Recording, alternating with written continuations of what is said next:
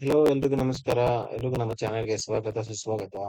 ನೀವಿನ್ನು ನಮ್ಮ ಚಾನೆಲ್ ಮೊದಲೇ ಬಾರಿಗೆ ನೋಡ್ತಾ ಇದ್ರೆ ಲೈಕ್ ಮಾಡಿ, ಶೇರ್ ಮಾಡಿ, ಸಬ್ಸ್ಕ್ರೈಬ್ ಮಾಡಿ ಅಂತ ಹೇಳ್ತಾ ನಮ್ಮ ಲೇಜಿ ಮಾಸ್ಟರ್ ಚಾನೆಲ್‌ಗೆ ಸಬ್ಸ್ಕ್ರೈಬ್ ಮಾಡಿ ಮತ್ತು ಬೆಲ್ ಐಕಾನ್ ಪ್ರೆಸ್ ಮಾಡೋದು ಮಾತ್ರ ಮರಿಬೇಡಿ.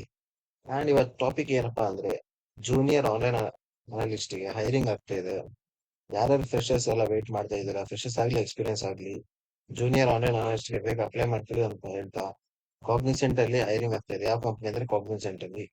ಬೇಸಿಕ್ ರಿಕ್ವೈರ್ಮೆಂಟ್ಸ್ ಏನಂದ್ರೆ 0 to 1 ಇಯರ್ ಎಕ್ಸ್ಪೀರಿಯನ್ಸ್ ಆಗಿರ್ಬೋದು ಅಥವಾ ಅವ್ರಿಗೆ ಡೇಟಾ ಅನಲಿಟಿಕ್ಸ್ ಕೋರ್ಸ್ ಆದ್ರೂ ಕಲ್ತಿದ್ರೆ ಪರವಾಗಿಲ್ಲ. ಆ ಬೇಸ್ ಮೇಲೆ ನಿಮ್ಗೆ ಹೈರಿಂಗ್ ನಡೆಯುತ್ತೆ.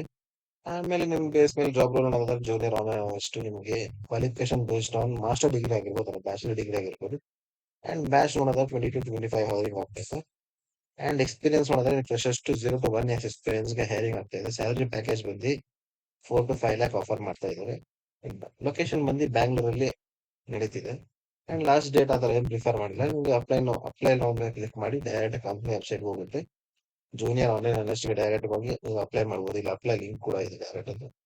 ಡಿಸ್ಕ್ರಿಪ್ಷನ್ ಅಲ್ಲಿ ಕೊಟ್ಟಿರ್ತೀನಿ.